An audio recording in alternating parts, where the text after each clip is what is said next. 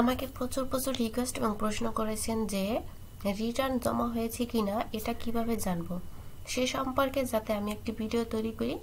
যারা অনলাইনে রিটার্ন জমা দিয়েছেন এবং অফলাইনে ম্যানুয়ালি অফিসে গিয়ে জমা দিয়েছেন, তারা অনেকেই আমাকে প্রশ্ন করেছেন রিটার্ন জমা হয়েছে কিনা এটা আমি কিভাবে দেখতে পারি। সো আজকের ভিডিওতে রিটার্ন জমা হয়েছে কিনা সেটা যে প্রসেসের মাধ্যমে দেখা যায় বা চেক করা যায় সেই প্রসেসটি দেখাবো। ভিডিওটি অনেক গুরুত্বপূর্ণ, সো ভিডিওটি একটু স্কিপ না করে পুরোটি মনোযোগ সহকারে দেখবেন এবং শেয়ার করে অন্যকে দেখার সুযোগ করে দিবেন, যাতে সবাই ভিডিওটি দেখে নিজেই অনলাইনে চেক করে দেখতে পারে যে তার রিটার্ন জমা হয়েছে কিনা। তো চলুন ভিডিওটি শুরু করা যাক। তার আগে বলে রাখছি, আপনি যদি আমার চ্যানেলে ফার্স্ট টাইম এসে থাকেন তাহলে চ্যানেলটি সাবস্ক্রাইব করবেন, আর যদি অলরেডি সাবস্ক্রাইব করে থাকেন তাহলে অসংখ্য ধন্যবাদ। ভেরিফাই বিষয়ক সবগুলো লিংক আমি আমার ডেসক্রিপশন বক্সে দিয়ে দিচ্ছি, আপনারা চাইলে সেখান থেকে ক্লিক করে ভেরিফাই ওয়েবসাইটে প্রবেশ করতে পারবেন। তো রিটার্ন চেক করার জন্য প্রথমে একটি ব্রাউজার ওপেন করে নিচ্ছি। NBR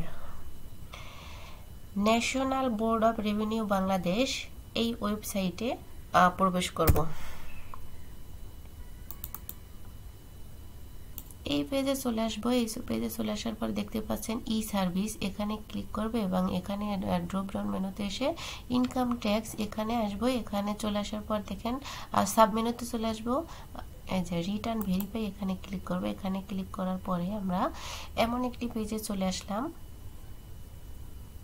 দেখেন এরকম একটি পেজে চলে আসবো। যদি এইভাবে কোনোভাবে প্রবেশ করতে না পারি, তাহলে এই যে E3 রেজিস্ট্রেশন নামে যে ওয়েবসাইটটি আসছে,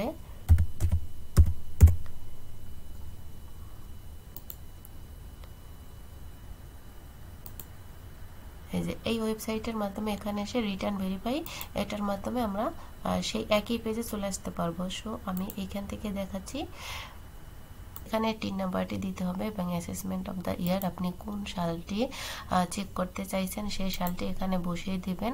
আমি যেহেতু এবছরে এখনো রিটার্ন দেইনি, গত বছর দিয়েছিলাম, সেহেতু গত বছরটা সিলেক্ট করছি। এরপরে হচ্ছে এইখানে ক্যাপচাটা আছে, এই ক্যাপচাটা বসিয়ে দিতে হবে।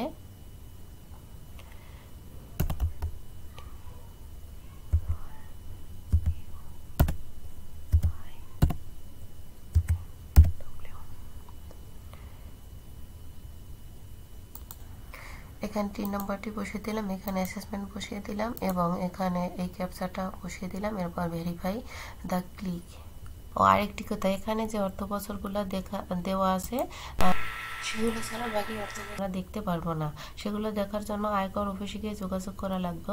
অর্থ বছর সিলেক্ট করব, তারপরে 3 নাম্বারটি দিলাম, অর্থ বছর সিলেক্ট করবো। এখানে একটু বলে রাখি, এখানে কিন্তু কপি পেস্ট হবে না, টাইপিং করে দিতে হবে। আমি দিয়ে দিচ্ছি। এরপরে ক্যাপচারটি তুলে দিলাম এবং